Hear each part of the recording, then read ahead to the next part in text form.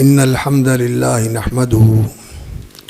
نحمده ونستعينه ونستغفره ونعوذ بالله من شرور أنفسنا وسيئات أعمالنا من يهده الله فلا مضل له ومن يضلل فلا هادي له وأشهد أن لا إله إلا الله وحده لا شريك له وأشهد أن محمدا عبده ورسوله أما بعد فإن خير الحديث كتاب الله وخير الهدي هدي محمد صلى الله عليه وسلم وشر الأمور محدثاتها وكل محدثة بدعة وكل بدعة ضلالة وكل ضلالة في النار.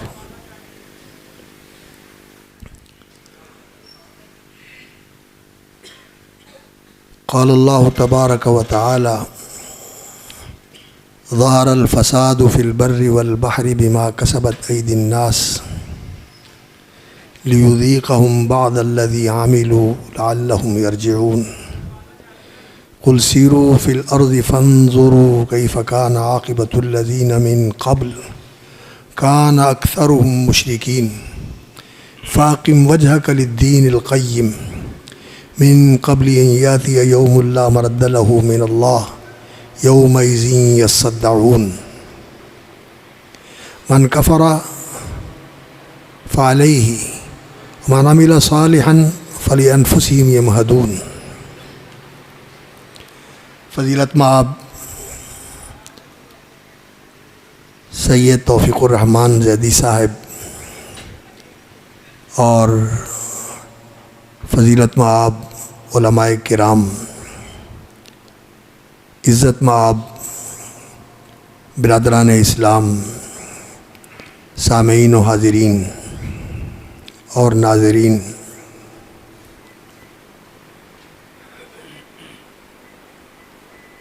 اللہ رب العزت نے انسان کو مخلوقات کے اندر ایک امتیازی حیثیت عطا فرمائی ہے. اس کی تخلیق بھی منفرد ہے دوسری مخلوقات سے. پہلے انسان حضرت آدم علیہ السلام، ان کو اللہ رب العزت نے اپنے ہاتھوں سے بنایا. خلقتہ بیدی، اور انہیں فرشتوں کا مسجود بنایا. فسجد الملائکۃ وَإِذْ قُلْنَا لِلْمَلَائِكَةِ اسْجُدُوا لِآدَمَ، جب ہم نے فرشتوں سے کہا کہ آدم کو سجدہ کرو، اور اللہ رب العزت نے فرمایا لَقَدْ خَلَقْنَا الْإِنسَانَ فِي أَحْسَنِ تَقْوِيمٍ، ہم نے انسان کو بہترین ساخت اور خوبصورت قد و قامت اور بہت اعلیٰ صلاحیتوں کے ساتھ پیدا فرمایا. وَلَقَدْ كَرَّمْنَا بَنِي آدَمَ وَحَمَلْنَاهُمْ فِي الْبَرِّ وَالْبَحْرِ، ہم نے آدم کی اولاد کو بڑی عزت بخشی ہے، اور زمین پر چلنے کے لیے خشکی میں اور پانیوں میں سفر کرنے کے لیے اللہ رب العزت نے ان کے لیے سواریاں بنائی ہیں. زمین پر بھی سفر کرنے کے لیے ان کے پاس سواریاں ہیں، گھوڑا، اونٹ، گدھا، خچر پہلے زمانے میں ہوتے تھے، اور آج انسان کے پاس گاڑیاں ہیں، موٹر سائیکل ہے، سائیکل ہے. اس طرح کی سواریاں اللہ رب العزت نے بنائی ہوئی ہیں. اور پانی میں سفر کرنے کے لیے اللہ رب العزت نے کشتیاں بنائی ہوئی ہیں، اور آج کل بڑے بڑے بحری جہاز ہوتے ہیں. یہ اللہ رب العزت نے انسان کے لیے بنائی. باقی ساری مخلوقات جو ہے جنہوں نے سفر کرنا ہوتا ہے، وہ اپنے قدموں اور اپنی ٹانگوں پہ سفر کرتے ہیں. جنگل کے جانور ہیں، کیڑے مکوڑے ہیں، پرندے ہیں، اپنے بازوؤں سے، اپنے پروں سے اڑ کے وہ سفر کرتے ہیں. ایک بر اعظم سے دوسرے بر اعظم میں جاتے ہیں، ہزاروں میل کا سفر کرتے ہیں، تو اپنے پروں کے ساتھ اڑ کے کرتے ہیں. سواری کوئی نہیں ہے ان کے پاس.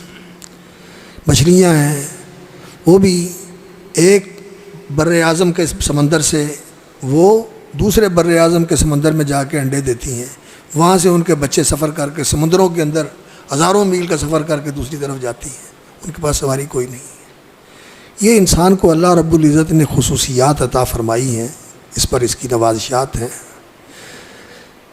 حملناہم فی البر والبحر ورزقناہم من الطیبات، اور اللہ رب العزت نے انسان کو عمدہ اور پاکیزہ چیزوں کا رزق دیا ہے۔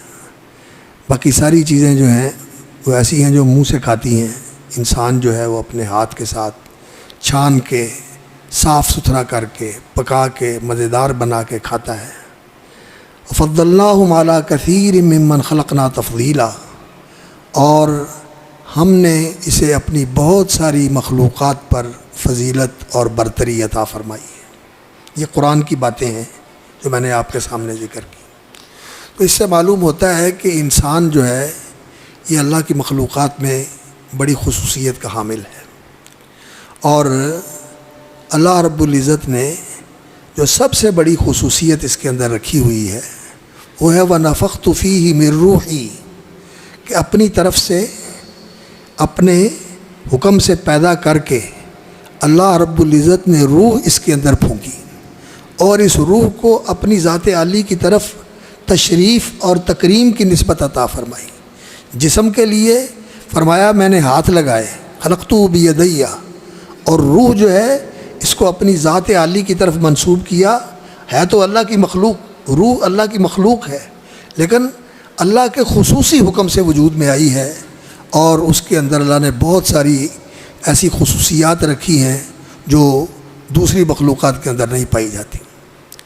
تو انسان بہت ہی اللہ رب العزت کے ہاں مقام رکھنے والا ہے، اگر یہ صحیح معنوں میں انسان ہو۔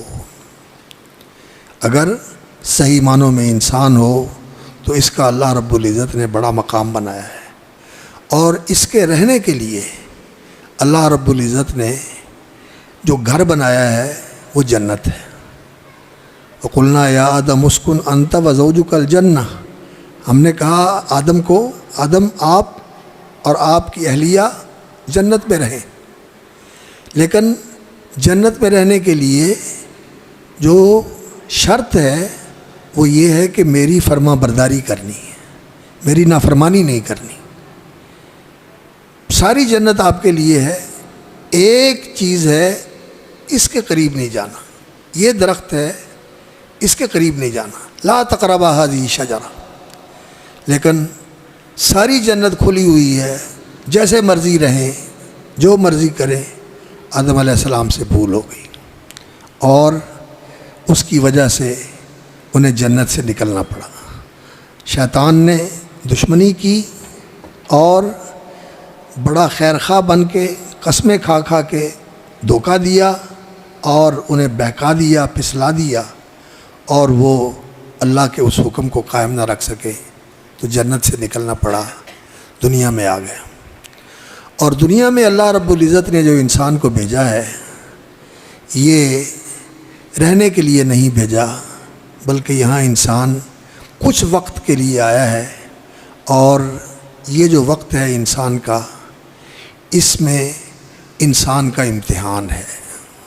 اللہ رب العزت نے فرمایا کہ یہ آسمان و زمین جو اللہ رب العزت نے بنائے ہیں، یہ بھی اسی لیے بنائے ہیں۔ وَهُوَ الَّذِي خَلَقَ السَّمَاوَاتِ وَالْأَرْضَ فِي سِتَّةِ أَيَّامٍ ثُمَّ اسْتَوَىٰ عَلَى الْعَرْشِ۔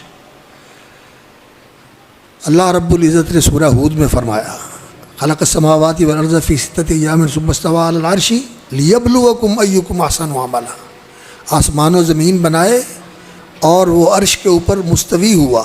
مستوی ہونے کا معنی یہ ہے عرش کے اوپر بلند ہو گیا، عرش کے اوپر ہے، عرش پر بیٹھا ہوا یا لیٹا ہوا یا کھڑا ہوا یہ نہیں، عرش کے اوپر بلند ہے، جیسے اس کی شان کے شایاں ہیں۔ یہ عقیدہ رکھنا چاہیے۔ اور اللہ رب العزت نے یہ سب کچھ بنایا، خلق السماوات والارض فی ستۃ ایام ثم استوى علی العرش لیبلوکم ایکم احسن عملا، تاکہ تمہیں آزمائے کہ تم میں کون بہترین عمل کرتا ہے۔ تو یہاں زندگی کے اندر انسان کا امتحان ہے کہ بہتر عمل کون سا کرتا ہے، کون بہتر عمل کرتا ہے۔ بہتر عمل کیا ہوتا ہے؟ بہتر عمل وہ ہوتا ہے جو اللہ رب العزت کی منشا اور مرضی کے مطابق ہو، اللہ کے حکم کے مطابق ہو، جس میں اللہ کی رضا ہو، جس سے اللہ راضی ہو، وہ احسن عمل ہوتا ہے۔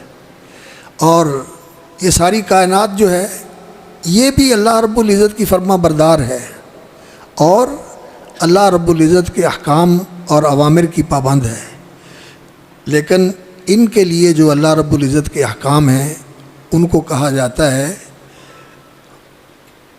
امر تکوینی، یعنی اس کائنات کے لیے اللہ رب العزت کا جو حکم ہے وہ ایسا ہے کہ اس کی پابندی انہوں نے کرنی ہی کرنی ہے، ان کے لیے اختیار کوئی نہیں کہ یہ اس سے ہٹ سکیں۔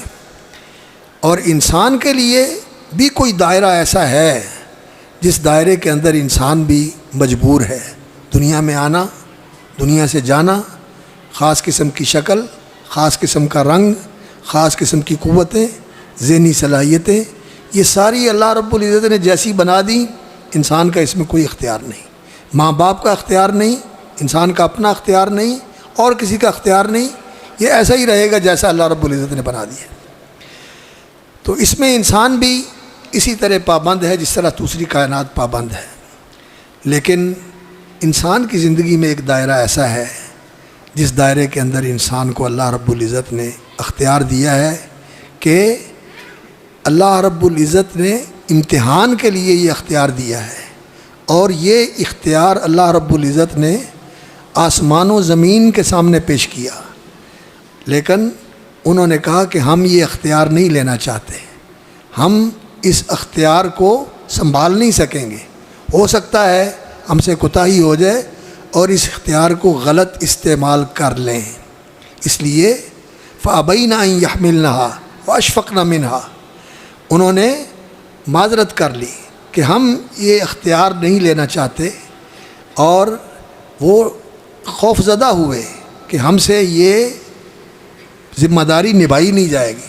وَحَمَلَهَا الْإِنسان، اور انسان نے آگے بڑھ کر یہ ذمہ داری لے لی کہ مجھے اللہ تو اختیار دے دے، میں اس اختیار کو تیری مرضی کے مطابق استعمال کروں گا، اور میں اس امانت کی حفاظت کروں گا، اور میں اس اختیار کو امانت سمجھ کر ویسے ہی استعمال کروں گا جیسے تیری رضا ہوگی۔ یہ انسان نے اس کو اٹھا لیا یہ کہہ کر حمل الانسان انہ کان ظلوما جہولا، اور انسان جو ہے وہ ظلوم ہے، وہ جہول ہے۔ ظلوم کا معنی ہوتا ہے غلط کام کرنے والا اور زیادتی کرنے والا، اور جہول کا معنی ہوتا ہے، دو معنی ہوتے ہیں، ایک معنی ہوتا ہے جہول کا جسے علم نہیں ہے، جانتا نہیں ہے، اور ایک جہل کا معنی ہوتا ہے، جہالت کا معنی ہوتا ہے جذباتی ہے۔ تو انسان جو ہے اس کی فطرت کے اندر جذباتیت بھی ہے اور ناواقفیت اور لا علمی بھی ہے، اور یہ چیز بھی ہے کہ یہ اختیار کو غلط استعمال کرنے کی صلاحیت رکھتا ہے، ظلم کر سکتا ہے، زیادتی کر سکتا ہے۔ تو اللہ رب العزت نے انسان کے اوپر رحم فرمایا، اور اللہ رب العزت نے اس کے لیے رہنمائی نازل فرمائی۔ آدم علیہ السلام کو جنت سے اتار کر زمین پر بھیجا اور انہیں کہا اما یاتینکم منی ھدی فمن اتبع ھدای فلا یضل ولا یشقی، جو میری رہنمائی کی پیروی کرے گا اور اس کے مطابق زندگی گزارے گا، لا یضل ولا یشقی، وہ راہ رات سے بھٹکے گا بھی نہیں، اور وہ ناکامی، نامرادی، بدبختی اور محرومی کا شکار نہیں ہوگا، ناکام بھی نہیں ہوگا، نامراد بھی نہیں ہوگا، محروم بھی نہیں ہوگا، اور بدبخت بھی نہیں ہوگا، لا یضل ولا یشقی۔ تو اللہ رب العزت نے انسان کی رہنمائی کے لیے دینی رہنمائی کا اہتمام فرمایا اور انسان کو دل دیا. انسان کے اس دل کے ساتھ روح کا تعلق ہے اور انسان کے دل کے ساتھ عقل کا بھی تعلق ہے اور بصیرت کا بھی تعلق ہے. یہ دل کے ساتھ لگی ہوئی چیزیں ہیں اور یہ دل جو ہے دماغ کو بھی کنٹرول کرتا ہے اور دماغ سے کام لیتا ہے اور دماغ جو ہے وہ پورے جسم کو پھر آگے کنٹرول کرتا ہے. تو یہ دل اور یہ روح اللہ رب العزت نے انسان کے اندر رکھے ہوئے ہیں اور عقل بھی انسان کو اللہ رب العزت نے عطا فرمائی اور اس کا مرکز بھی دل ہے اور بصیرت بھی اللہ رب العزت نے عطا فرمائی انسان کو کہ جس سے انسان چیزوں کی حقیقت کو پہچان لیتا ہے. چیزوں کی حقیقت کو پہچان لیتا ہے اور وہ بصیرت بھی دل کی آنکھوں سے انسان کو حاصل ہوتی ہے. فَإِنَّهَا لَا تَعْمَى الْأَبْصَارُ وَلَكِنْ تَعْمَى الْقُلُوبُ الَّتِي فِي الصُّدُورِ. آنکھیں اندھی نہیں ہوتی، دل اندھے ہو جاتے ہیں. دل اندھے ہو جاتے ہیں. تو اللہ رب العزت نے انسان کی رہنمائی کے لیے دین کی رہنمائی اتاری. دین کا علم اور دینی بصیرت اور دینی ہدایات اور دین کی معرفت یہ اللہ رب العزت نے اتاری اور اس زمین کا سارا نظام اللہ رب العزت نے ٹھیک بنا دیا.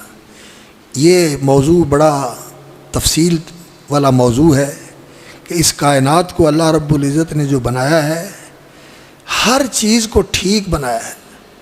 الذی احسن کل شیء خلقہ، احسن کل شیء، ہر چیز کو اس نے خوبصورت بنایا ہے اور خلقہ یہ اس سے بدل ہے، یہ اس کی وضاحت کر رہا ہے، یعنی اس کو پیدا کیا اور خوبصورت پیدا کیا.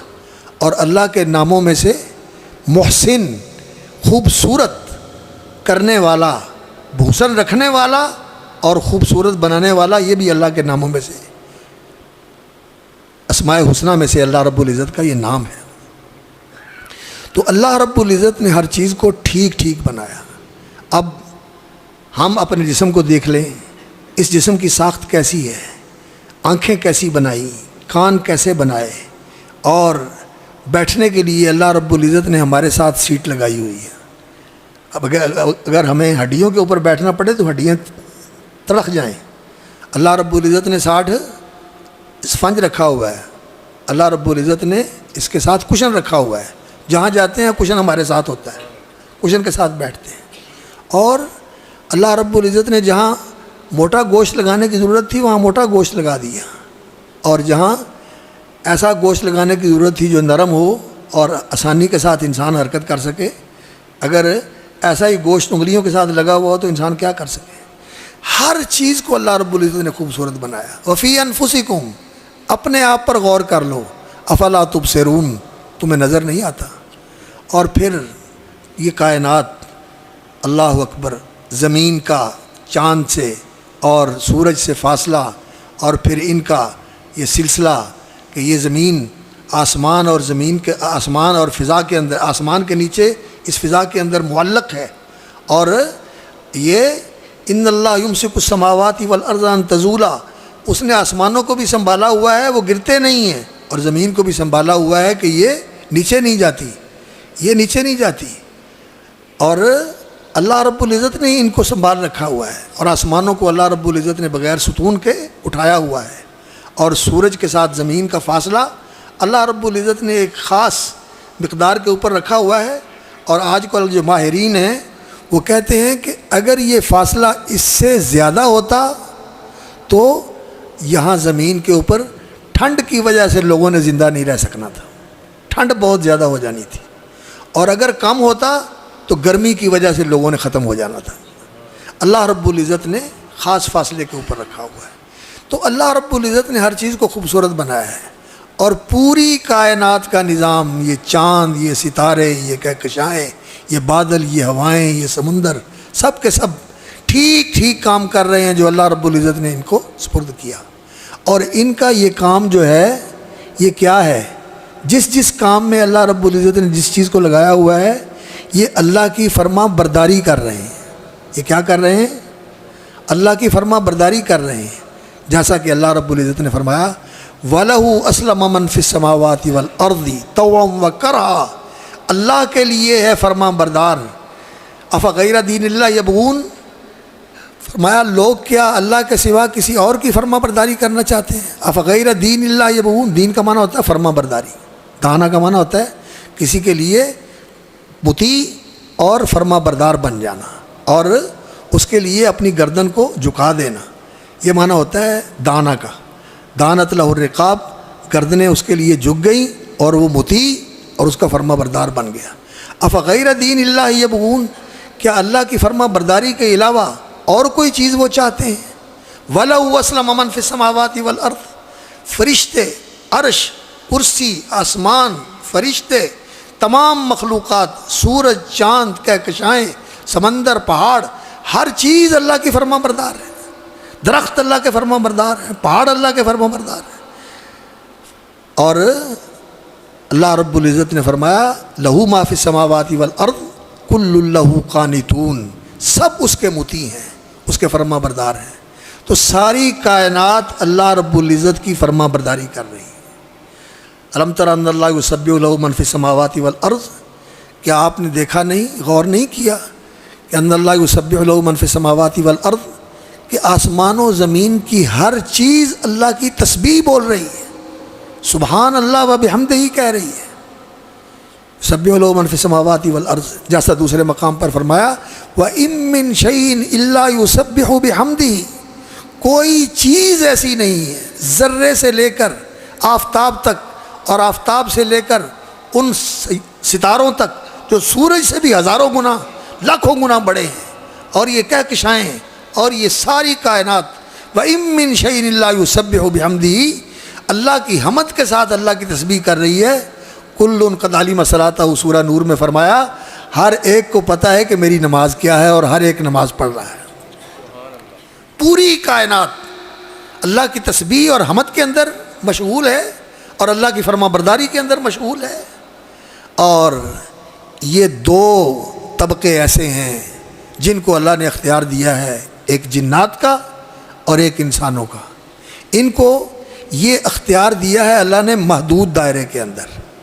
دنیا میں آنا، دنیا سے جانا، بیمار ہو جانا اور پھر اللہ کے حکم سے تندرستی اور شفا مل جانا، یہ سارے کام اللہ کے ہاتھ میں ہوتے ہیں، یہ انسان کے بس میں نہیں ہوتے.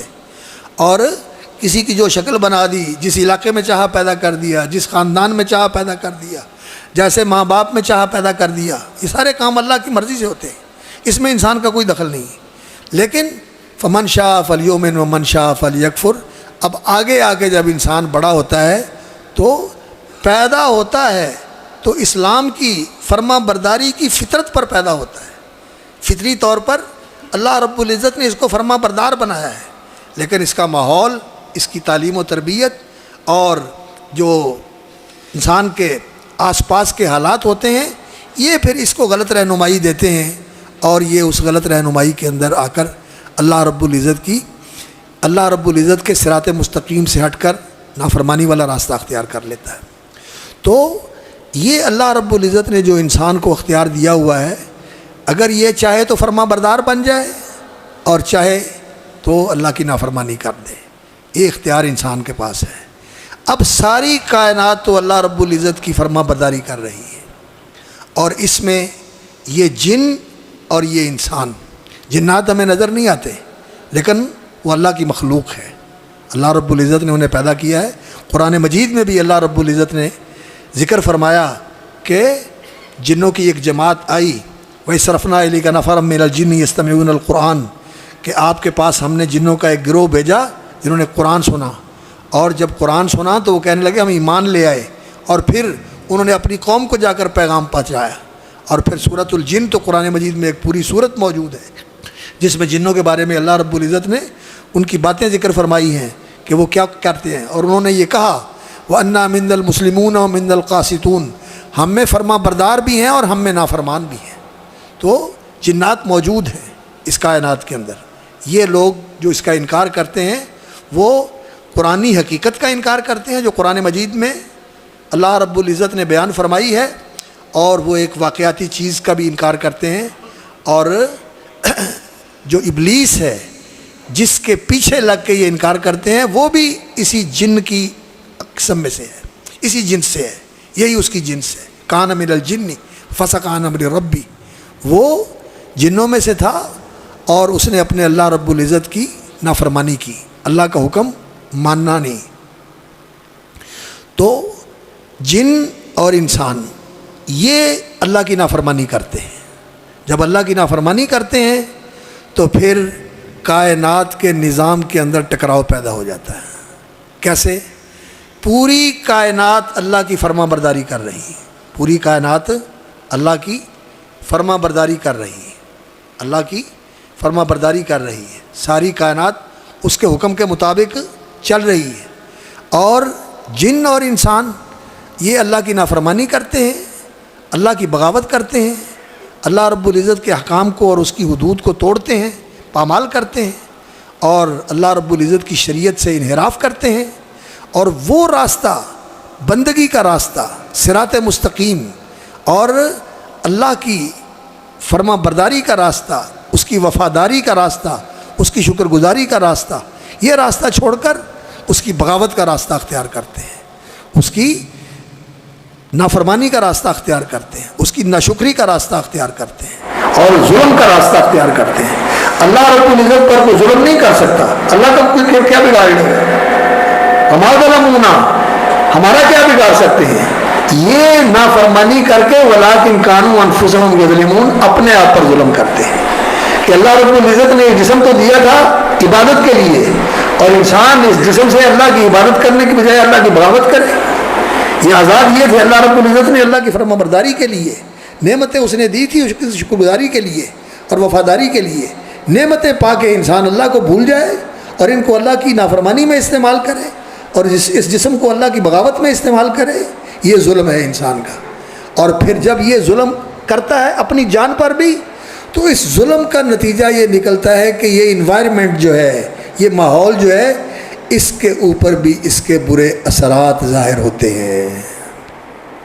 اب بات یہاں تک پہنچی کہ نبیوں کو اللہ رب العزت پھر اصلاح کے لیے بھیجتا ہے، اور اللہ رب العزت نے بھی قرآن مجید میں ہمیں یہ حکم دیا ہے۔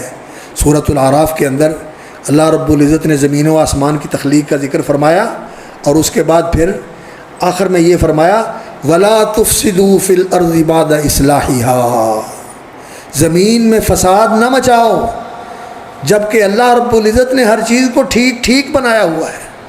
تم غلط عمل کرو گے، فساد والا عمل کرو گے، برائی والا عمل کرو گے، تو اس سے بگاڑ پیدا ہوگا، ٹکراؤ پیدا ہوتا ہے۔ ساری کائنات اس طرح اللہ کی فرما برداری کر رہی ہے اور تم جو ہے وہ الٹا چلنا شروع کر دو، تمہارا عمل جو ہے وہ نافرمانی والا ہو جائے، ناشکری والا ہو جائے، اللہ کے احکام کی بغاوت والا ہو جائے، تو پھر اس زمین کے اندر فساد پھیل جاتا ہے، اور اس فساد کی وجہ سے زلزلے آتے ہیں، اس فساد کی وجہ سے طوفان آتے ہیں، اس فساد کی وجہ سے بارشیں رک جاتی ہیں، اس فساد کی وجہ سے جب پانی کی ضرورت ہوتی ہے تب نہیں ملتا، اور جب ضرورت نہیں ہوتی تو سیلاب اور طوفان آ جاتے ہیں جو انسانوں کو مصیبت میں ڈال دیتے ہیں۔ یہ جو فساد اور یہ جو بگاڑ، یہ زلزلے، یہ مصیبتیں جو انسانوں کے اوپر آتی ہیں، انسان یہ کہتا ہے کہ اللہ رب العزت نے یہ چیزیں بھیجی ہیں، تو اللہ رب العزت ارحم الراحمین ہے، تو اللہ رب العزت کو اپنی مخلوق پر رحم نہیں آتا۔ اللہ رب العزت ارحم الراحمین ہے، اس میں کوئی شک نہیں، لیکن اللہ رب العزت کی رحمت ہی یہ ہے کہ اللہ رب العزت یہ چیزیں بھیجتا ہے تاکہ لوگوں کو اللہ کی طرف رجوع نصیب ہو، اللہ کی طرف توجہ نصیب ہو۔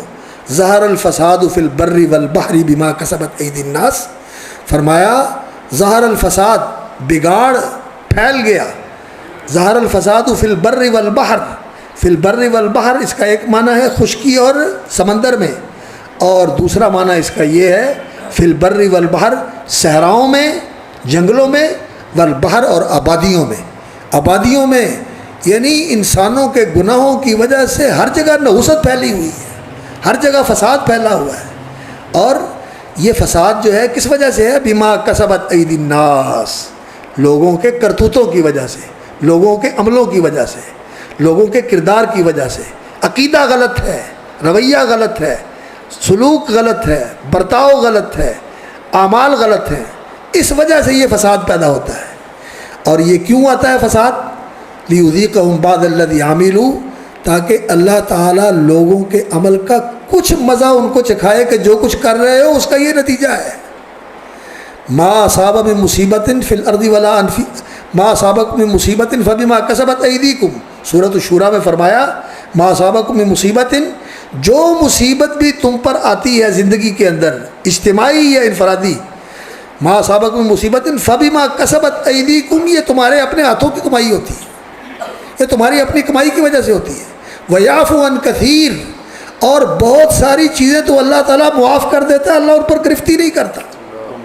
اور دوسری جگہ فرمایا وَلَوْ يُؤَاخِذُ اللَّهُ النَّاسَ بِمَا كَسَبُوا، اور اگر اللہ رب العزت لوگوں کے کرتوتوں پر انہیں پکڑے، گرفت فرمائے، وَلَوْ يُؤَاخِذُ اللَّهُ النَّاسَ بِمَا كَسَبُوا مَا تَرَكَ عَلَىٰ ظَهْرِهَا مِن دَابَّةٍ، تو انسانوں کے اعمال کی، برے اعمال کی، غلط اعمال کی، دین کی مخالفت کی، دین سے انحراف کی، اللہ کی بغاوت کی، اللہ کے ساتھ کفر کی، اللہ کی معصیت کی، اتنی نحوست ہے کہ ان کی اعمال کی اس نحوست کی وجہ سے زمین پر زندگی ختم ہو جائے۔ ما ترک علی ظہرہا من دابہ ولکن یؤخرہم الی اجل مسمی، اللہ رب العزت نے ایک مدت تک مہلت لکھی ہوئی ہے کہ اس وقت تک یہ امتحان کا سلسلہ چلے گا۔ اور اللہ رب العزت یعفو عن کثیر، بہت ساری چیزوں سے اللہ تعالیٰ درگزر فرما دیتے ہیں، اور کچھ چیزوں پر بعض الذی عملوا، کچھ عملوں کے اوپر اللہ رب العزت گرفت فرماتے ہیں۔ تو بھائیو لعلہم یرجعون، یہ اس لیے ہے کہ لوگ پلٹ کے اللہ کی طرف آ جائیں۔ نبیوں نے یہی آ کے دعوت دی ہے، یہ نبیوں کی دعوت ہے۔ انہوں نے آ کر کیا کہا؟ لوگو فروا الی اللہ ففروا الی اللہ انی لکم منہ نذیر مبین، بھاگو اللہ کی طرف، اللہ کو ناراض نہ کرو، اللہ کو راضی کر لو، اللہ رب العزت کے غضب سے بچو، اللہ کے عذاب سے بچو، اللہ کی پکڑ سے بچو۔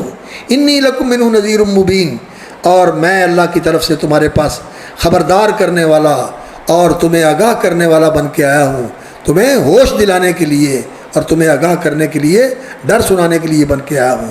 وَلَا تَجْعَلُوا مَعَ اللَّهِ إِلَٰهًا آخَرَ، سب سے پہلی چیز یہ ہے کہ اللہ کی توحید مانو، اللہ کی توحید مانو، اللہ کے ساتھ شرک نہ کرو، اللہ کی ذات میں، اللہ کی صفات میں، اللہ کے حقوق میں، اللہ کے افعال میں کسی کو شریک نہ بناؤ، نہ کسی کو شریک جانو۔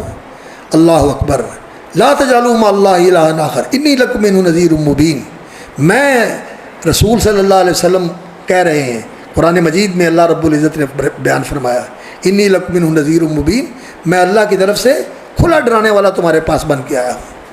تو اللہ رب العزت نے یہاں بھی یہی فرمایا لعلہم یرجعون، قل سیروا فی الارض فانظروا کیف کان عاقبۃ الذین من قبل، زمین میں چل کے دیکھو کیف کان عاقبۃ الذین من قبل، پہلے لوگوں کا انجام کیا ہوا، کان اکثرہم مشرکین، ان میں سے اکثر اللہ کے ساتھ شرک کرنے والے تھے، اللہ کے ساتھ شرک کرنے والے۔ شرک سب سے بڑا گناہ ہے، شرک سب سے بڑا فساد ہے، اور شرک سب سے بڑی برائی ہے۔ ان الشرک لظلم عظیم، شرک بہت بڑا ظلم ہے۔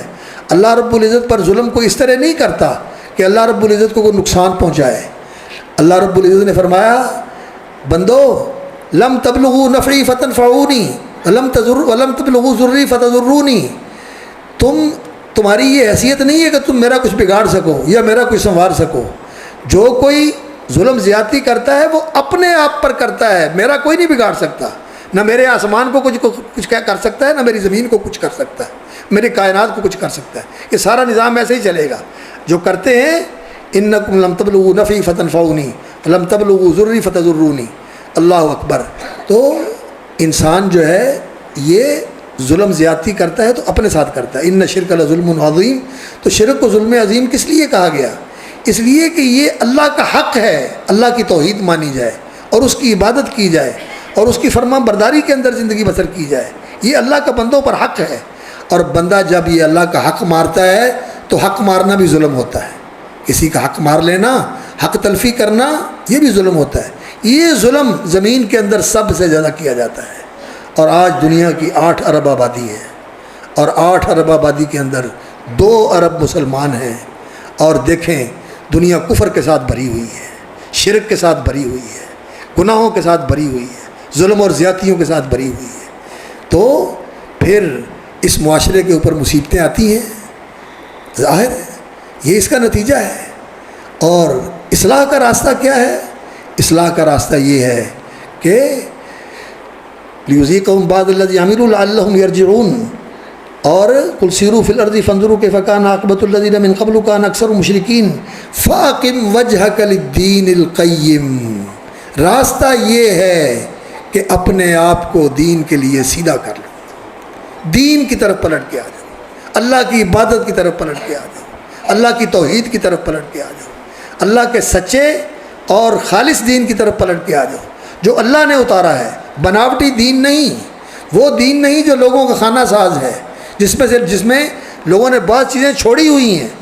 نسوا حظا مما ذکروا بہ، جو اللہ رب العزت نے دیا تھا اس میں سے کچھ حصہ انہوں نے ترک کر دیا، اور بعض چیزیں الحاقی ہیں جو اپنی طرف سے انہوں نے بڑھا دی، ورہبانیۃ ابتدعوها ما كتبناها علیہم، اپنی طرف سے انہوں نے یہ چیزیں بڑھا کر دین میں شامل کر دی۔ تو دین کے اندر بناوٹی چیز نہیں ہونی چاہیے، دین خالص جو اللہ نے اتارا ہے۔ اتبعوا ما انزل الیکم من ربکم، اس دین کی پیروی کرو جو اللہ کا نازل کردہ ہے، اور اللہ کا نازل کردہ کیا ہے؟ وانزل اللہ علیک الکتاب والحکمہ، اللہ رب العزت نے آپ پر کتاب نازل فرمائی اور حکمت، قرآن پر عمل اور قرآن کا بیان اور قرآن کا فہم یہ نازل فرمایا ہے۔ تو اللہ رب العزت نے رسول اکرم صلی اللہ علیہ وسلم پر قرآن بھی نازل فرمایا اور حکمت سنت بھی نازل فرمائی، یہ دونوں چیزیں منزل من اللہ ہیں، ان کی پیروی کرو، اور یہ کامل ہیں۔ اکملت لکم دینکم واتممت علیکم نعمتی، میں نے اپنا دین تمہارے اوپر نازل کیا اور تمہارے لیے میں نے اپنی نعمت پوری کر دی۔ اکملت لکم دینکم، تمہارے لیے میں نے دین کو مکمل کر دیا، واتممت علیکم نعمتی، اور اپنی نعمت اور احسان میں نے تمہارے اوپر پورا کر دیا۔ تو دین مکمل ہے، منزل من اللہ ہے، اور اس دین کو اسی طرح ماننا جس طرح قرآن میں موجود ہے اور جس طرح حدیث میں موجود ہے، اور یہ ہماری سعادت ہے، اور یہ ہمارے اوپر اللہ رب العزت کا کرم ہے کہ قرآن بھی من و عن محفوظ ہے اسی طرح جس طرح اللہ نے اتارا تھا، اس کی کوئی آیت اور اس کا کوئی حرف لفظ جو ہے وہ گیا نہیں، محفوظ ہے اللہ رب العزت کی حفاظت سے، اللہ رب العزت نے اس کی حفاظت فرمائی ہے، اور اس کے لیے اللہ رب العزت نے انتظامات فرمائے ہیں، لوگوں کے سینوں میں بھی محفوظ ہے، مصائف کے اندر بھی محفوظ ہے، اور لوگوں کی زندگیوں کے اندر عملی طور پر بھی قرآن مجید موجود ہے۔ اور اسی طرح حق جو رسول اکرم صلی اللہ علیہ وسلم کو دے کر اللہ رب العزت نے بھیجا، بل جاءہم بالحق واکثرہم للحق کارہون، اللہ کے رسول صلی اللہ علیہ وسلم لوگوں کے پاس حق لے کر آئے ہیں، حق لے کر آئے ہیں اللہ کے رسول صلی اللہ علیہ وسلم، بل جاءہم بالحق واکثرہم للحق کارہون، اور اکثر لوگ جو ہیں وہ حق کو ناپسند کرتے ہیں۔ جو اللہ کا نازل کردہ دین ہے یہ لوگوں کے بارے میں نہیں آتا، یہ لوگوں کے لیے قابل قبول نہیں ہوتا، کیوں؟ اس کے لیے اپنے مفادات قربان کرنے پڑتے ہیں، اپنی خواہشات کو چھوڑنا پڑتا ہے، رسم و رواج کے خلاف کام کرنا پڑتا ہے، معاشرے کے خلاف چلنا پڑتا ہے، اس لیے کہ اکثر لوگ تو نافرمان ہیں، اکثر لوگ زمین میں ایسے ہیں کہ یہ آپ کو اگر آپ ان کے پیچھے چلیں گے یضلوک عن سبیل اللہ، اللہ کے راستے سے ہٹا دیں گے تمہیں۔ تو اس اکثریت سے انسان کو ٹکرانا پڑتا ہے، اس لیے یہ اکثریت جو ہے بے علم بھی ہے اور جاہل بھی ہیں اور بے عقل بھی ہیں، بے سمجھ بھی ہیں، ناسمجھ ہے، لا یعقلون۔ تو اس لیے یہ دین جو ہے اللہ رب العزت نے اتارا ہے جو منزل من اللہ ہے، اور خالص دین اور وہ مکمل دین جو رسول اکرم صلی اللہ علیہ وسلم نے صحابہ کو سکھایا، پڑھایا، عمل کر کے دکھایا، اور انہیں اس دین پہ لگایا، اور اس دین پہ لگا کر رسول اکرم صلی اللہ علیہ وسلم نے آنے والے زمانے کے مسلمانوں کو یہ کہا علیکم بالجماع، کہ اس جماعت کو لازم پکڑنا، الجماع جو اصل جماعت ہے، جس کے امام الانبیاء محمد الرسول اللہ صلی اللہ علیہ وسلم ہیں، اور یہ وہ جماعت ہے جیسا کہ حدیث میں آتا ہے کہ اللہ رب العزت نے بندوں کے دلوں کو جھانک کر دیکھا تو سب سے پاکیزہ اور سب سے عمدہ اور سب سے خوبصورت اور اعلیٰ اور افضل دل محمد الرسول اللہ صلی اللہ علیہ وسلم کا پایا۔ اللہ نے ان کو اپنے نبوت اور رسالت کے اعلیٰ ترین مقام کے لیے چن لیا، اعلیٰ ترین مقام کے لیے چن لیا۔ اور پھر اس کے بعد اللہ رب العزت نے بندوں کے دلوں کو جھانکا اور انہیں دیکھا، تو پھر جن لوگوں کے دلوں کو بہتر پایا انہیں رسول اللہ صلی اللہ علیہ وسلم کی رفاقت و مصاحبت کے لیے چن لیا۔ تو رسول اکرم صلی اللہ علیہ وسلم بھی محمد مصطفیٰ تھے، اور نبی صلی اللہ علیہ وسلم کے جو صحابہ تھے یہ بھی اللہ رب العزت کے مجتبی اور چنے ہوئے لوگ تھے۔ اب اس جماعت کے ساتھ اپنے آپ کو جوڑو۔ لوگوں نے پوچھا من الجماعت یا رسول اللہ، اے اللہ کے رسول جماعت کون سی جماعت ہے جس کے ساتھ جڑنے کا آپ ہمیں کہہ رہے ہیں؟ تو نبی صلی اللہ علیہ وسلم نے فرمایا ما انا علیہ واصحابی، آج جس طریقے پر میں ہوں اور میرے صحابہ ہیں اس طریقے پر آ جاؤ۔ تو میرے بھائیوں، آج جو بگاڑ ہے اس بگاڑ کا سبب ہمارے اعمال ہیں۔ عقیدے کا بگاڑ، دنیا شرک سے بھری ہوئی ہے، کفر سے بھری ہوئی ہے، الحاد سے بھری ہوئی ہے۔ اللہ رب العزت کو نعوذ باللہ لوگ گالیاں دینے تک جاتے ہیں، جہالت ہے، اتنا ظلم کرتے ہیں، اور کسی کو اللہ کا شریک بنانا، کسی کے بارے میں یہ سمجھنا کہ یہ خدا ہے یا خدا اس میں ہے، دونوں میں کوئی فرق نہیں ہے، یا خدا کا بیٹا ہے۔ اللہ اکبر، یہ اللہ رب العزت کو نعوذ باللہ گالی دینا ہے، یہ اللہ رب العزت کی توہین ہے، گستاخی ہے اللہ رب العزت کی۔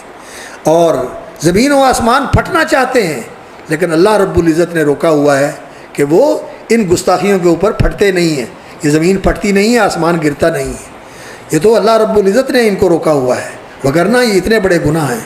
شرک یہ بہت بڑا گناہ ہے، کفر اور الحاد یہ بہت بڑے گناہ ہیں۔ کتنی بڑی انسانی آبادی جو ہے کفر، شرک اور الحاد کے اندر مبتلا ہے، اور ہم جو 2 ارب کے قریب مسلمان ہیں دنیا کے اندر، ہماری حالت دیکھ لی جائے کہ ان میں کتنے لوگ ہیں جن کو توحید کی سمجھ ہے، اور کتنا شرک ہوتا ہے، کتنے شرک کے اڈے ہیں، کتنے لوگ ہیں جن کو لوگ کہتے ہیں کہ رب اور نہیں پیر اور نہیں، پیر اور رب دونوں ایک ہیں، دونوں ایک ہیں، نعوذ باللہ۔ اور طواف ہوتا ہے قبروں کا، جیسے کعبے کا طواف کیا جاتا ہے، اور سجدے کیے جاتے ہیں قبروں کی طرف رخ کر کے، اور قبروں کے اوپر کھڑے ہو کر وہاں لوگ سجدے کرتے ہیں، ماتھے ٹیکتے ہیں، سجدہ کرتے ہیں تعظیم کے لیے۔ شرک ہے میرے بھائیوں، یہ عقیدے اور عمل کی خرابی ہے جس کی وجہ سے یہ مصیبتیں آئی ہوئی ہیں۔ آج مسلمانوں کے اوپر جو یہ مصیبت ٹوٹی ہوئی ہے فلسطین کے اندر، اور اسی طرح اور دوسرے کئی علاقوں کے اوپر، اس کی وجہ یہی ہے۔ میں نہیں کہتا، یہ اللہ کا قرآن کہتا ہے ما اصابکم من مصیبت فبما کسبت ایدیکم، جو مصیبت تمہارے اوپر آتی ہے یہ تمہارے اپنے ہاتھوں کی کمائی ہوتی ہے۔ آپ اندازہ کریں، رسول اللہ صلی اللہ علیہ وسلم کا زمانہ ہے اور صحابہ کرام کی جماعت ہے، اور رسول اکرم صلی اللہ علیہ وسلم نے جنگ احد کے اندر جب صحابہ کی صف بندی کی تو ایک دستہ نبی صلی اللہ علیہ وسلم نے، ایک آج بھی وہ پہاڑی موجود ہے، جبل رمات اس کو کہتے ہیں، تیر اندازوں والا پہاڑ، جس پہ نبی صلی اللہ علیہ وسلم نے تیر اندازوں کا ایک دستہ مقرر کر دیا اور فرمایا کہ یہاں کھڑے رہنا ہے، اور انہیں تاکید کی، بڑی شدت کے ساتھ انہیں سمجھایا ہم اگر کامیاب ہو جائیں پھر بھی تم نے یہ جگہ نہیں چھوڑنی، اور اگر ہمیں شکست ہو اور ہماری لاشیں گرتی دیکھو پھر بھی تم نے یہ جگہ نہیں چھوڑنی۔ نبی صلی اللہ علیہ وسلم نے اتنی تاکید کے ساتھ کہا۔ عبداللہ بن جبیر رضی اللہ تعالیٰ عنہ ان کے امیر تھے، تو جب اللہ رب العزت نے جنگ احد کے اندر صحابہ کو فتح عطا فرما دی، وَلَقَدْ صَدَقَكُمُ اللَّهُ وَعْدَهُ، اللہ نے تمہارے ساتھ کیا ہوا وعدہ پورا کر دیا، اِسْتَحُسُّونَهُمْ بِإِذْنِهِ، اللہ کے حکم سے تم ان کے گلے کاٹ رہے تھے، ان کی لاشیں گرا رہے تھے۔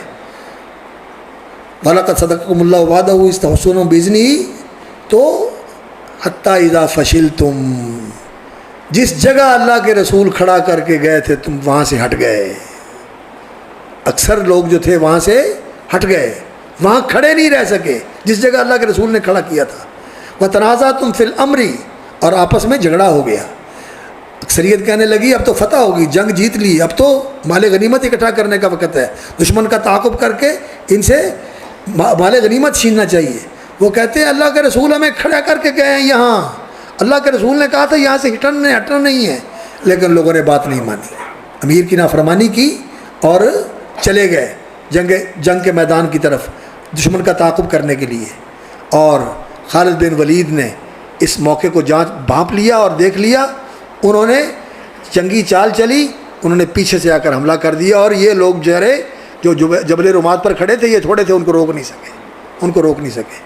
اور اللہ رب العزت نے فرمایا حتیٰ اذا فشلتم وتنازعتم فی الامر وعصیتم من بعد ما اراکم ما تحبون، تم نے نبی صلی اللہ علیہ وسلم کی حکم عدولی کی، ان کے حکم کی نافرمانی کی، من بعد ما اراکم ما تحبون، جب کہ اللہ نے تمہیں فتح دکھا دی تھی۔ عبداللہ بن عباس کہا کرتے تھے رضی اللہ تعالیٰ عنہ، آؤ میں قرآن کے ساتھ تمہیں بتاتا ہوں کہ جنگ احد میں مسلمانوں کو شکست نہیں ہوئی، مسلمانوں کو اللہ رب العزت نے فتح دے دی تھی اور وہ بھاگ رہے تھے، لیکن مسلمانوں کے رسول اکرم صلی اللہ علیہ وسلم کے ایک حکم کی مخالفت کی وجہ سے کتنا بڑا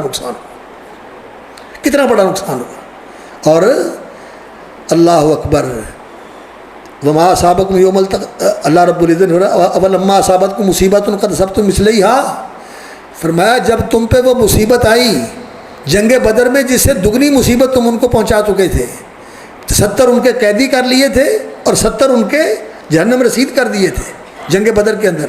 اولما اصابتکم مصیبت قد اصبتم مثلیہا، اس سے دگنا نقصان تم ان کا کر چکے تھے، جب تمہیں وہ مصیبت پہنچی قلتم انا ھذا، تم نے کہا کہ یہ کہاں سے مصیبت آ گئی،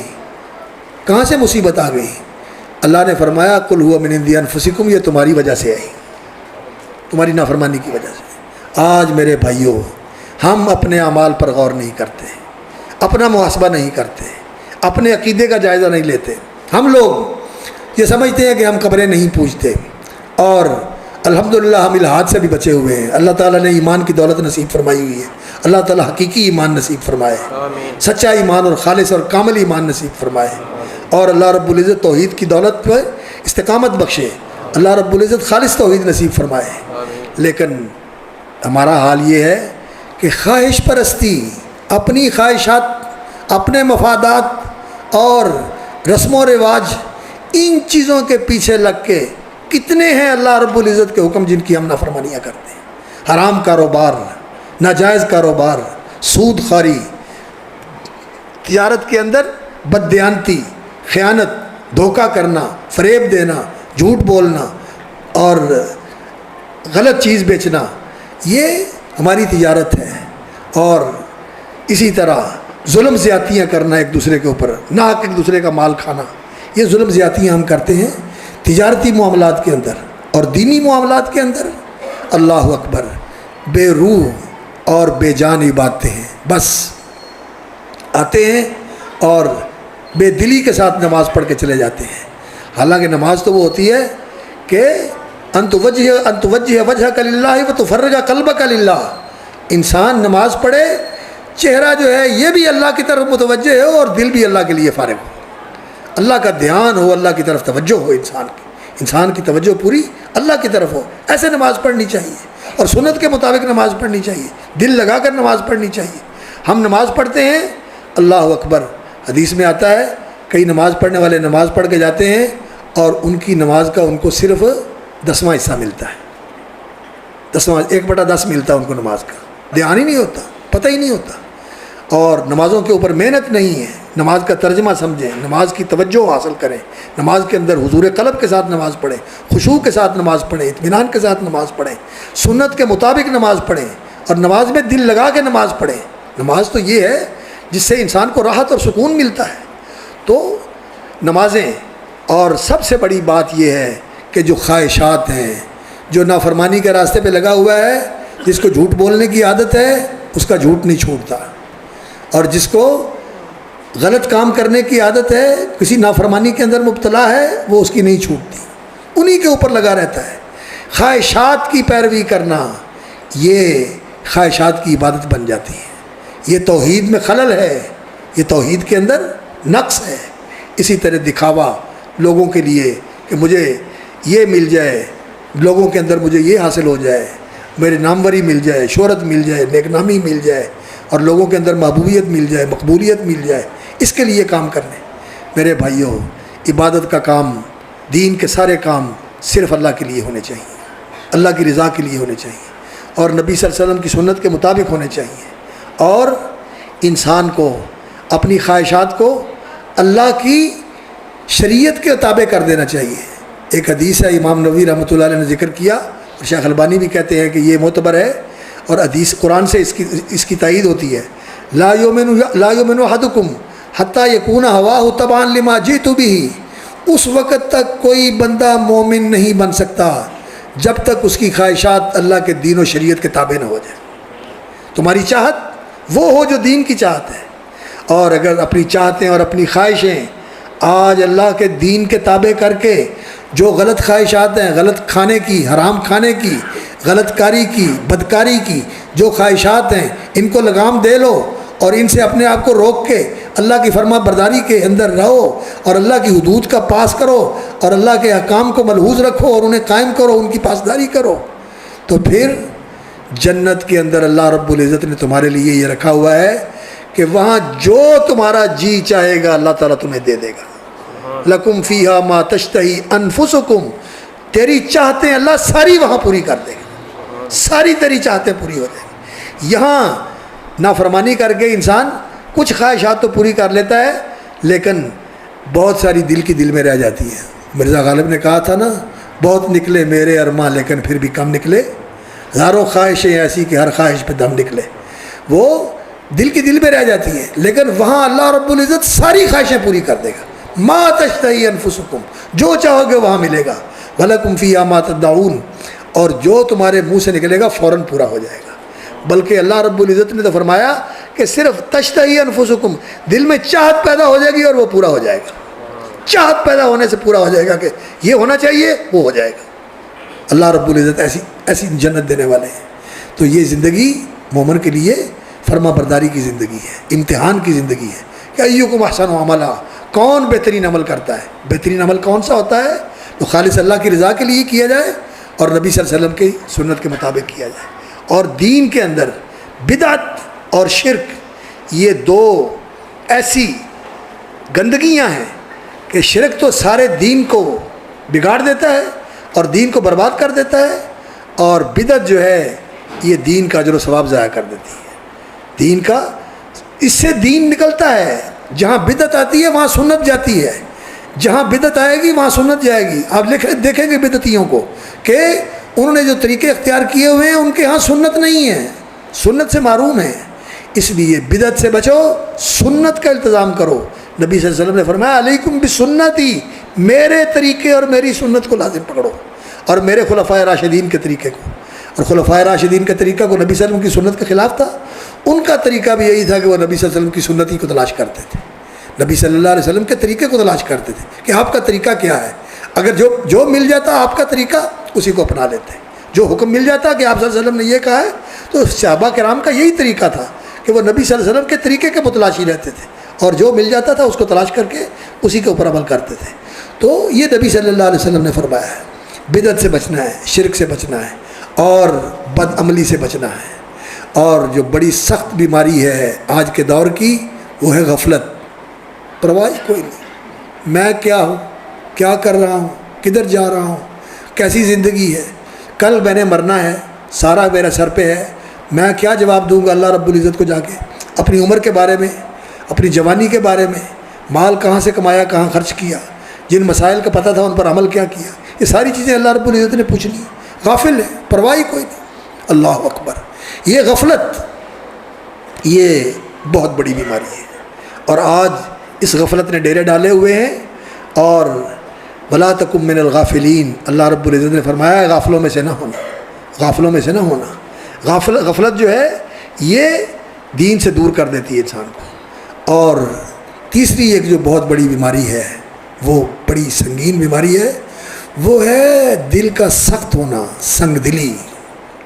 غفلت بھی بیماری ہے، اور قسوت، سنگ دلی، کہ دل پہ اثر ہی نہیں ہوتا، مصیبتیں آتی ہیں اور انسان کو ہلایا جاتا ہے لیکن وہ بے حس ہے، اسے پتہ ہی نہیں چلتا کس وجہ سے ہوا ہے۔ صحابہ کرام کہتے ہیں کہ اللہ اکبر، ہم لوگ تو ذرا سی بھی کوئی چیز روٹین سے ہٹ کر ہوتی تو ہم فوراً اپنا جائزہ لیتے کہ کہاں کوتاہی ہوئی ہے جس کی وجہ سے یہ مصیبت آئی ہے. اور ہمارا یہ حال ہے کہ پہاڑ بھی ٹوٹ جاتے ہیں اور ہم کہتے ہیں کہ یہ تو روٹین ہی ہے. ایسا ہوتا ہی رہتا ہے.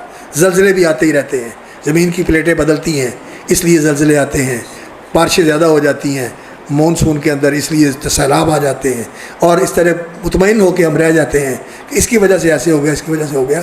اور قرآن نے جو کہا ہے اور حدیث نے جو کہا ہے وہ یہ ہے کہ ان چیزوں کے پیچھے انسان کے اعمال کے اثرات ہوتے ہیں.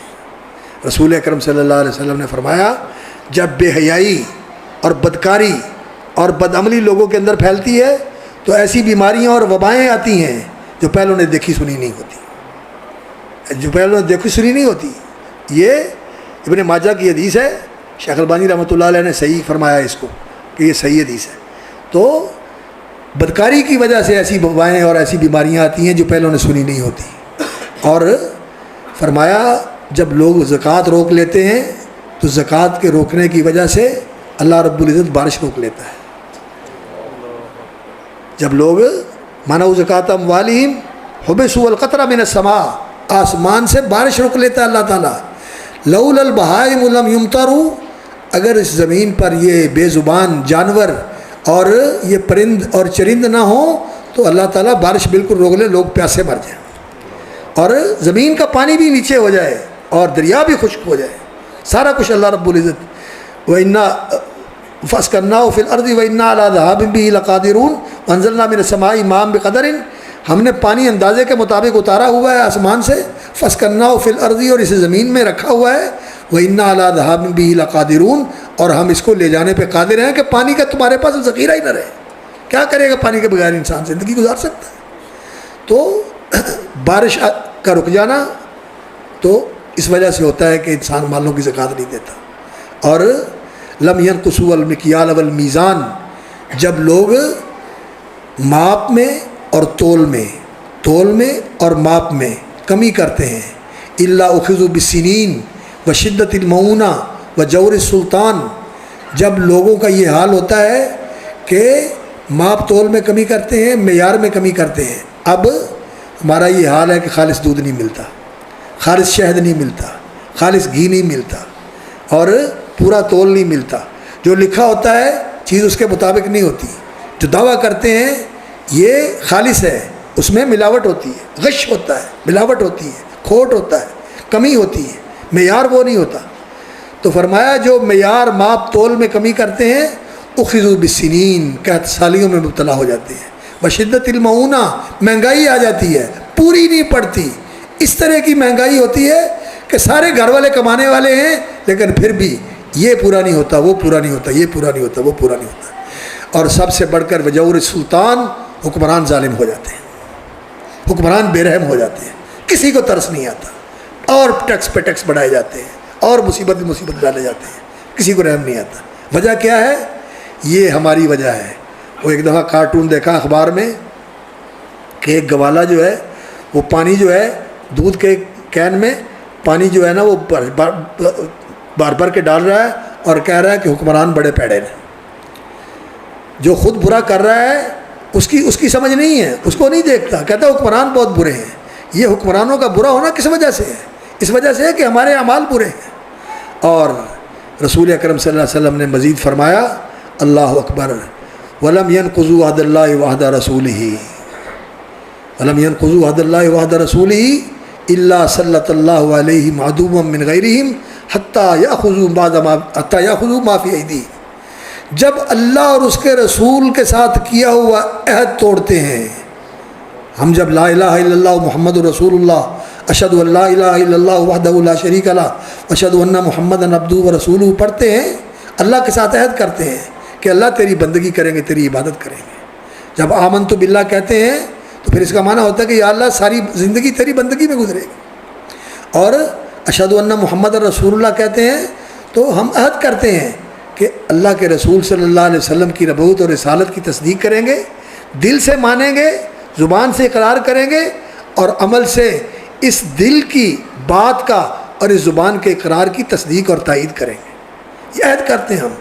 الم ينقضوا عہد اللہ وعہد رسولہ، جب اللہ اور اس کے رسول کے ساتھ کیا ہوا عہد توڑ دیتے ہیں تو سلط اللہ علیہم عدوا، اللہ تعالیٰ دشمن کو مسلط کر دیتا ہے، اور وہ دشمن ان کی زمینیں بھی ہتھیا لیتا ہے، ان کے علاقوں پر بھی قبضے کر لیتا ہے، ان کے خزانوں پر بھی قبضے کر لیتا ہے، ان کی کمائیاں بھی لے جاتا ہے، سارا کچھ لے کے چلا جاتا ہے۔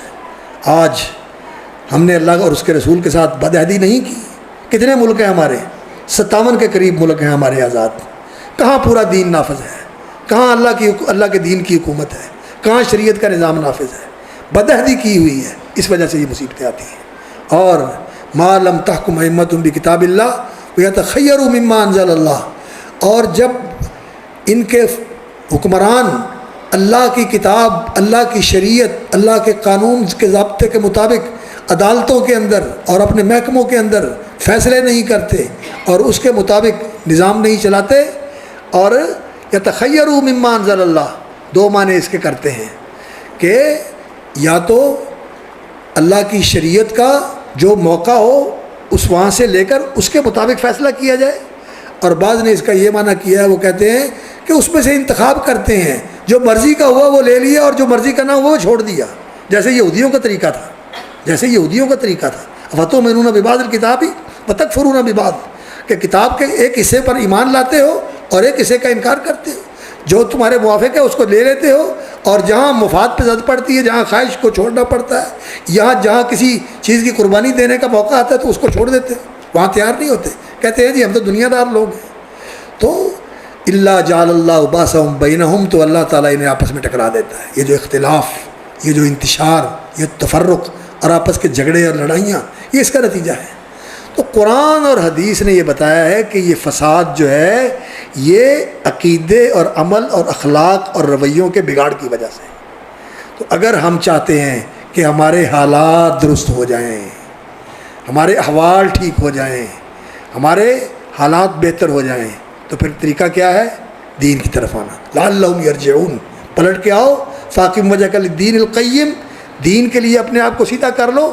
وَلَوْ أَنَّ أَهْلَ الْقُرَىٰ آمَنُوا وَاتَّقَوْا لَفَتَحْنَا عَلَيْهِمْ بَرَكَاتٍ مِّنَ السَّمَاءِ وَالْأَرْضِ، اگر بستیوں کے رہنے والے آمنوا، سچے مومن بن جائیں، واتقوا، اور اللہ کا تقوی اختیار کرنے والے، وَلَوْ أَنَّ أَهْلَ الْقُرَىٰ آمَنوا واتقوا لَفَتَحْنَا عَلَيْهِمْ بَرَكَاتٍ مِّنَ السَّمَاءِ وَالْأَرْضِ، تو فرمایا ایمان اور تقوی والی زندگی اختیار کر لیں، آسمانوں سے بھی برکتوں کا نزول ہو اور زمین بھی برکتیں اگلنا شروع کر دیں۔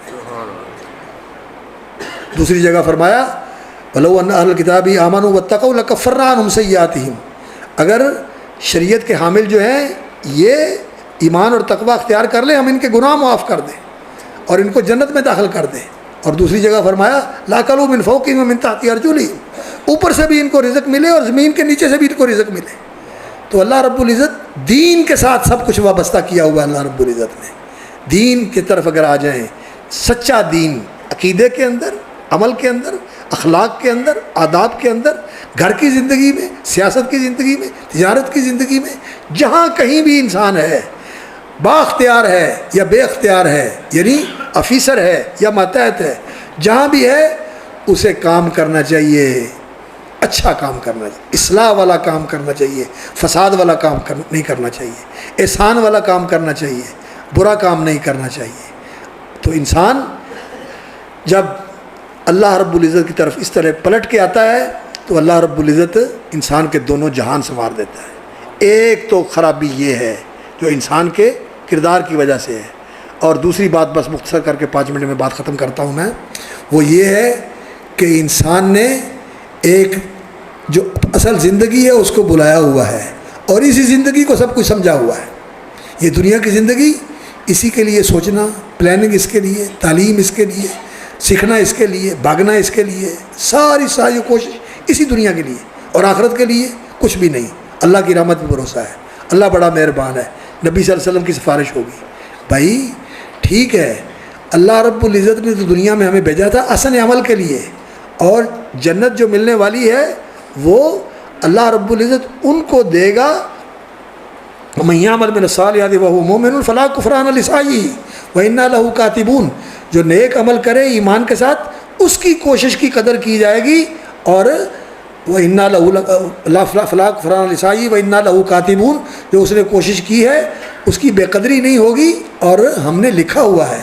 اور اللہ رب العزت نے فرمایا وَمَن يَعْمَلْ صَالِحًا مِّن ذَكَرٍ أَوْ أُنثَىٰ وَهُوَ مُؤْمِنٌ فَلَنُحْيِيَنَّهُ حَيَاةً طَيِّبَةً، جو نیک عمل کرتا ہے اللہ رب العزت، وہ مومن ہو مرد ہو یا عورت ہو، اللہ تعالیٰ اس کو اچھی زندگی نصیب کرے گا، اللہ تعالیٰ اس کو اچھی زندگی سے من عمل صالحا من ذکر او انثی وهو مؤمن، سورۃ النحل میں فرمایا من عمل صالحا من ذکر او انثی وهو مؤمن، جو نیک عمل کرے ایمان کے ساتھ، من عمل صالحا من ذکر او انثی وهو مؤمن فلنحيينه حیاتا طیبہ، ہم اس کو اچھی زندگی دیں گے، دنیا میں بھی زندگی اچھی پاکیزہ زندگی، فی الدنیا حسنہ اور فی الآخرۃ حسنہ۔ تو یہ میرے بھائیوں، ہماری اصلاح جو ہے یہ ہمارے عقیدے، ہمارے عمل، ہمارے معاملات، ہمارے اخلاق، ہمارے آداب، ان کی اصلاح کرنے سے یہ اصلاح ہو سکتی ہے۔ تو ہمیں اپنی اصلاح سے کام شروع کرنا چاہیے، اپنے گھر کی اصلاح کرنی چاہیے، اپنے محلے سے اصلاح کا عمل شروع کرنا چاہیے، اپنے مسجد کے اندر اس چیز کی تربیت ہونی چاہیے، دین کی تعلیم دی جائے، دین کے مطابق تربیت کی جائے، اور جس چیز میں کمی ہو، المومن مرآۃ اخیہ المومن، مومن اپنے مومن بھائی کا آئینہ ہوتا ہے، اس کو بتائے میرے بھائی یہ چیز قابل اصلاح ہے، ایسا نہیں ہونا چاہیے، اور اس کو قبول کر لینا چاہیے۔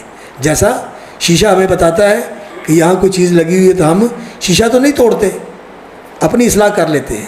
تو مومن اگر وہ کہے کہ یہ تیری چیز قابل اصلاح ہے تو ہم کہتے ہیں تو آیا بڑا صوفی ثناء اللہ، میں جاننا تینوں بھی، تیرے فلانے نو بھی جاننا، تو میں نے دستن واسطے ہے، نہیں ایسی بات نہیں۔ اس کو کہا جزاک اللہ خیر، اللہ تعالیٰ آپ کو جزائے خیر دے، اور میں کوشش کروں گا میں اس کی اصلاح کر لوں گا۔ اور اصلاح کی نیت سے کہنا چاہیے، آر نہیں دلانی چاہیے، کسی کو تانا نہیں دینا چاہیے، او تو ایسے کرتا ہے، تجھے شرم نہیں آتی، تو ایسے نہیں، خاموشی کے ساتھ اس کو کہہ دینا چاہیے کہ یہ چیز جو ہے نا شریعت کے اندر پسندیدہ نہیں ہے، اللہ کو ناراض کرنے والی ہے، اس پر توجہ دیں اور اس کی اصلاح کرنے کی کوشش کریں۔ تو ہمیں ایک دوسرے کی اصلاح بھی کرنی چاہیے، اور پہلے اپنی اصلاح، اپنا محاسبہ، ابدا بنفسک، اپنے آپ سے آغاز کرو، اپنے آپ کو ٹھیک کرو، قوا انفسکم، اپنے آپ کو بچاؤ، واہلیکم، اور پھر اپنے گھر والوں کو بچاؤ جہنم کی آگ سے، اور جنت کی راہ پہ لگاؤ۔ اللہ رب العزت ہمیں اپنی اصلاح کی توفیق عطا فرمائے، اور ہمارے گھر والوں کی بھی اللہ تعالیٰ اصلاح فرما دے، اور اللہ رب العزت ہمیں پوری امت کی اصلاح کے لیے چن لے، اور پوری انسانیت کی اصلاح کے لیے چن لے۔ اس امت کو بھی اصلاح کی ضرورت ہے، اور پوری انسانیت کو اصلاح کی ضرورت ہے۔ تو اللہ رب العزت اس اصلاحی عمل کے لیے ہمیں قبول فرمائے۔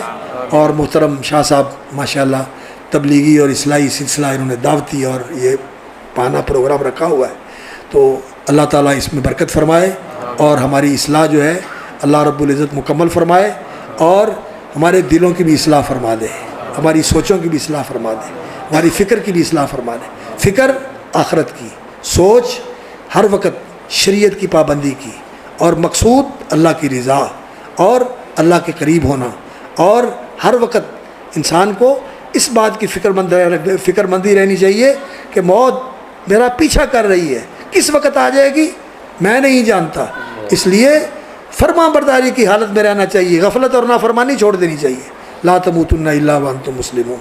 تو اللہ رب العزت سے دعا ہے اللہ تعالیٰ جو کہا سنا گیا ہے اس پر مجھے بھی عمل کرنے کی توفیق عطا فرمائے، اور سامعین و حاضرین کو بھی اللہ تعالیٰ عمل کی توفیق عطا فرمائے، اور جس طرح ہم اللہ کے گھر میں یہاں جمع ہیں اپنی رحمت کے ساتھ، اللہ تعالیٰ اپنی رحمت و رضا کے گھر جنت میں جمع فرما دے، اور جنت کی راہ پہ ہمیں لگائے، اور جنت کی راہ پہ لگائے، اور جنت والے اعمال کی توفیق عطا فرمائے، اور اپنے ماں باپ کے ساتھ، اپنے بیوی بچوں کے ساتھ اللہ تعالیٰ ہم سب کو جنت میں جنت کا وارث بنائے، اور جنت والے اعمال کی توفیق عطا فرمائے۔ وآخر دعوانا الحمد للہ رب العالمین، سبحان ربک رب العزت عما یصفون، وسلام علی المرسلین، والحمد للہ رب العالمین۔